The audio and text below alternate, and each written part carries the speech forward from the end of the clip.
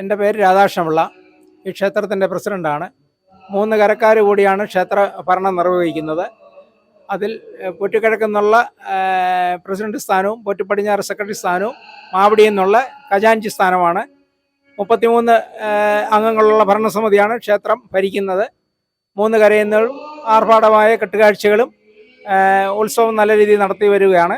ഓരോ വർഷം കഴിയും തോറും ജനപങ്കാളിത്തം, ഭക്തരുടെ പങ്കാളിത്തം വർദ്ധിച്ചു വരികയാണ്. നല്ല രീതിയിൽ പങ്കാലകൾ നടക്കുന്നുണ്ട്. എല്ലാ 8 ദിവസത്തെ ഉത്സവമാണ് നടക്കുന്നത്. അത് തിരുവാതിരയാണ് ഭഗവതിയുടെ നാളായിട്ട് കൊണ്ടാടുന്നത്.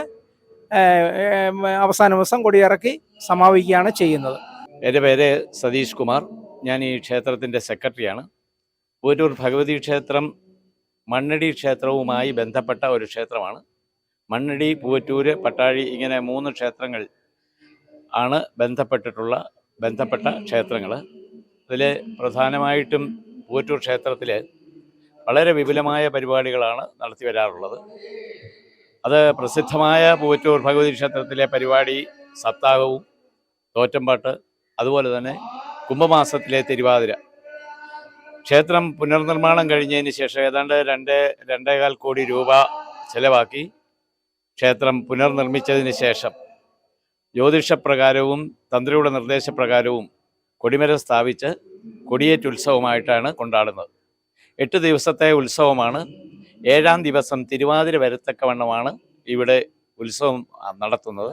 തിരുവാതിരയുടെ തൊട്ട് തലേ ദിവസം മകയിരം നാളിലാണ് രാവിലെ ക്ഷേത്രത്തിലെ ഈ പ്രദേശത്തുള്ള ആയിരക്കണക്കിന് ഭക്തജനങ്ങൾ പൊങ്കാല സമർപ്പണത്തോടു കൂടിയാണ് ഉത്സവ പരിപാടി നടത്തുന്നത്. ഇവിടുത്തെ ഉത്സവത്തിൻ്റെ പ്രധാനമായിട്ടുമുള്ള ഒരു ഭാഗം വളരെ വിസ്തൃതമായ സ്ഥലത്തുള്ള ആളുകളുടെ ഒരു ദേശത്തിൻ്റെ ദേവതയാണ് പൂവറ്റൂർ ഭഗവതി ക്ഷേത്രം. അപ്പോൾ ഈ ദേശം എന്ന് പറയുന്നത് മാവടി മുതൽ കലയപുരം വരെയുള്ള പ്രദേശങ്ങളിലെ ഒരു 2500 വീടുകളിലെ പ്രതിനിധികൾ പങ്കെടുക്കുന്ന ഒരു വലിയ ക്ഷേത്രമാണ്. അതിൻ്റെ തിരുവുത്സവത്തിനോടനുബന്ധിച്ച് പ്രധാനമായിട്ടുമുള്ളത് കെട്ടുകാഴ്ചയാണ്. അത് എടുപ്പ് കാളകളും ആറുകാളയും വരുത്തലും അങ്ങനെ എടുക്കുന്ന ഉരുപ്പടികളുടെ ഒരു കൂട്ടായ്മയായിരിക്കും ഈ കെട്ടുകാഴ്ചയിലുള്ളത്. മാവടിയിൽ നിന്നും കലയപുരത്ത് നിന്നുമുള്ള കെട്ടുകാഴ്ചകൾ 4 മണിക്ക് പുറപ്പെട്ട് ഏതാണ്ട് ഒരു 6 മണിയാകുമ്പോൾ ക്ഷേത്രസന്നിധിയിലെത്തി. അക്ഷരാർത്ഥത്തിൽ പൂഴി നുള്ളിയിട്ടാൽ തറയെ വീഴാത്ത തരത്തിലുള്ള ജനബാഹുല്യമായിരിക്കും ഈ ക്ഷേത്രാങ്കണത്തിൽ ഈ കെട്ടുകാഴ്ച സമയത്ത് ഉണ്ടാകുന്നത്. അഭൂതപൂർവമായ ജനത്തിരക്കാർ. അതുപോലെ തന്നെയാണ് ഈ ക്ഷേത്രത്തിൻ്റെ സപ്താഹം. അതായത് 10,000-കണക്കിന് ആളുകൾക്കാണ് അന്നദാനം ആ ഒരു 8 ദിവസക്കാലം ഇവിടെ നടത്തുന്നത്. അപ്പോൾ അതത്രയ്ക്കും പ്രാധാന്യമേറുക വളരെ ശ്രേഷ്ഠരായിട്ടുള്ള ആചാര്യന്മാർ പങ്കെടുക്കുന്ന പ്രസിദ്ധമായ സപ്താഹം ഇവിടെ നടക്കുന്നുണ്ട്. അതുപോലെ തന്നെയാണ് 9 ദിവസക്കാലമായിട്ട് ഇവിടെ നടക്കുന്ന തോറ്റമ്പാട്ട്.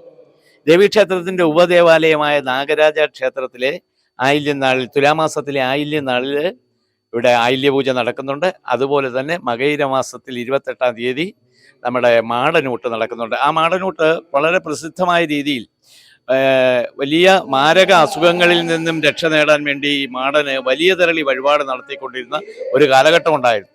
അതിൻ്റെ ഓർമ്മയ്ക്കായി ഇപ്പോഴും ഈ മകരമാസത്തിലെ 28-ാം തീയതി ഇവിടെ വലിയ തരളി വഴിപാട് നടത്തുന്നുണ്ടായിരുന്നു.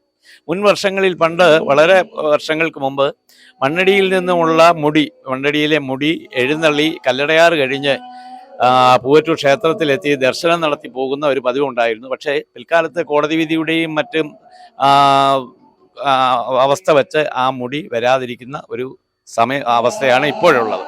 എന്നിരുന്നാലും ഒരുപാട് പ്രദേശത്തെ ഒരുപാട് ആളുകൾക്ക് വളരെയേറെ ആശാവഹവും അവർക്ക് സംതൃപ്തിയും അവർക്ക് സന്തോഷവും ഐശ്വര്യവും പ്രദാനം ചെയ്യുന്ന ദേവതയാണ് പൂവറ്റൂർ ഭഗവതി ക്ഷേത്രം.